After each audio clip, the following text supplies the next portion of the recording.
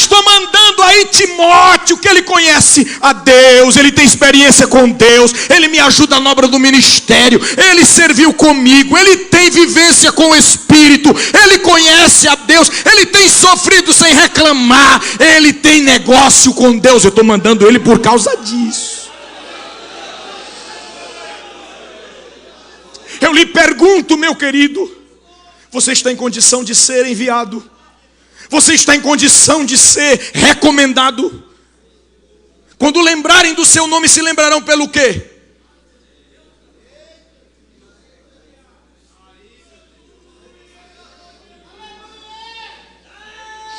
Irmão, estava acontecendo ali uma cena, eu me lembrei de você. Por que será que lembraram de você? Porque você reclama muito. Encontraram um reclamão, se lembrar de você. Por que será? Olha, eu encontrei ali um camarada assim muito seco, me lembrei de fulano. É por isso que você quer ser lembrado? Você quer ser lembrado pelo quê? Pelo que você quer ser lembrado? Credenciado para quê? Você quer ser enviado para quê? Olha, estou precisando do irmão ali, irmão, que ele é bruto. Estou precisando de um camarada que seja bem grosso, vou mandar fulano. Aquele mais grosso que é parede de igreja católica. Vou mandar fulano. Pois quando precisaram de um homem que tinha palavra de Deus, um homem que tinha alento, um homem que tinha doutrina, um homem que tinha graça de Deus, chamaram Timóteo. Oh, glória a Deus!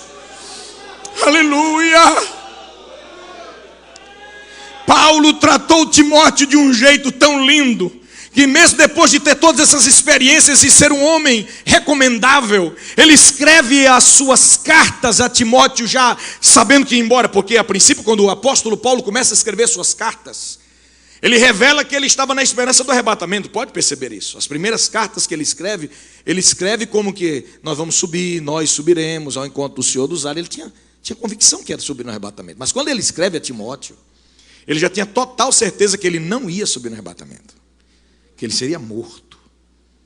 Esse o tempo da minha partida se aproxima.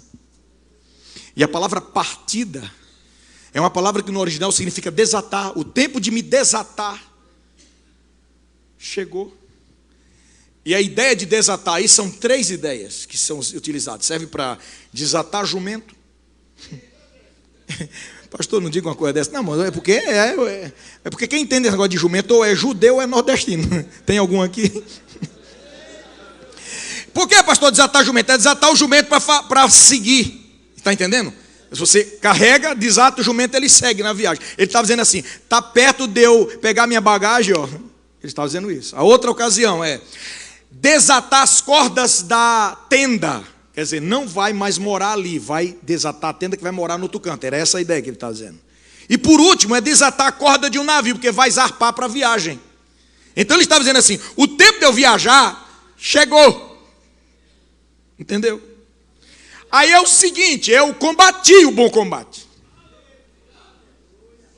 Que combate foi esse? Brigava com todo mundo, foi? Não, era o combate contra a falsa doutrina, contra a irresponsabilidade, contra a competição. O apóstolo Paulo fez questão de dizer assim, nós somos cooperadores, mas tem gente que só lê, nós somos competidores. Entende uma coisa, pelo amor de Deus, esse obreiro do teu lado foi comprado pelo mesmo sangue que o Senhor também foi comprado. Então ele é seu cooperador, ele é seu companheiro de batalha. Então para de combater um contra o outro. Eu combati o bom combate, combati contra a incredulidade, combati contra a heresia, combati contra todo tipo de grosseria, combati contra todo tipo de impiedade, de fingimento, combati. E tem uma coisa, acabei a carreira, guardei a fé, não desviou. Vou seguir firme. E a ideia da carreira é justamente um tipo de competição que já havia naquela época, desde a antiguidade. Havia os Jogos Olímpicos e os Jogos Istmicos, que tinham uma competição que acontecia o seguinte. Alguém corria, que hoje é conhecido como revezamento 4x100. Então é o seguinte, alguém vem numa carreira com um bastão na mão. Aí, num determinada etapa, ele passa o bastão para outro que segue a carreira. Aí ele corre e passa para outro bastão que continua correndo.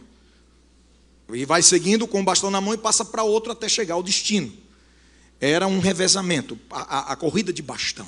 Só que acontecia o seguinte: para que houvesse um bom desenvolvimento na corrida e não se perdesse tempo, o que é que se fazia na hora de passar o bastão? Se o local de passar o bastão, digamos, é aqui, mais ou menos aqui, e eu venho correndo, aquele para quem eu vou passar o bastão, ele começa a correr desde agora, no mesmo ritmo que eu, no meio do caminho ele começa a correr no mesmo ritmo, para no momento de eu entregar o bastão para ele, ele já está na mesma velocidade que eu e seguir, entendeu? Não perdeu a carreira, vai no mesmo ritmo. Então quando Paulo começa a escrever, você lê a primeira carta de Paulo a Timóteo, a segunda carta, ele faz tanta recomendação, ele diz assim: olha, usa a palavra, zele a sã doutrina, utilize a palavra para ensinar. A palavra ensinar significa avisar de longe. Tem um erro aí, denuncia o erro, anuncia, tem perigo na área. A palavra ensinar aqui significa isso. Redarguir, correções a se fazer. Aí depois ele fala uma expressão interessante que diz assim: instruir significa formar uma criança. Discipular uma criança, quer dizer, forme novos obreiros. Use a palavra para isso. Ele instrui, ó, Timóteo, presta atenção, estou indo embora, mas você continua redarguindo, corrigindo, ensinando, instruindo, tudo pela palavra. Olha, continua sofrendo as aflições como bom soldado de Jesus Cristo. Não descuide da sua vida espiritual, mas busque, aleluia, agradar aquele que lhe alistou para a guerra. Procura apresentar-te a Deus aprovado, como obreiro que não tem de que se vergonhar e que maneja bem a palavra da verdade. A palavra manejar quer dizer cortar correto, não corte troncho não, corte correto.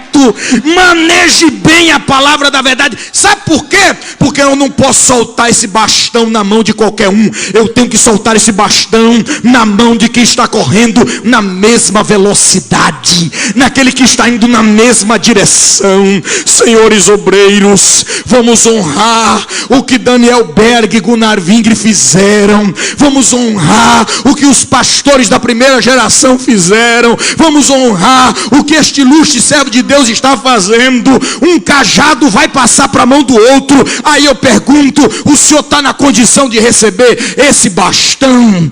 O senhor está na condição de receber esse cajado? Vai continuar na mesma linha, fazendo discípulos, sendo responsável, servindo de exemplo ao rebanho, servindo a Deus com graça, com dedicação, com zelo, comprometido com aquele na guerra. Reflita sobre isso em nome de Jesus. Rei canaba,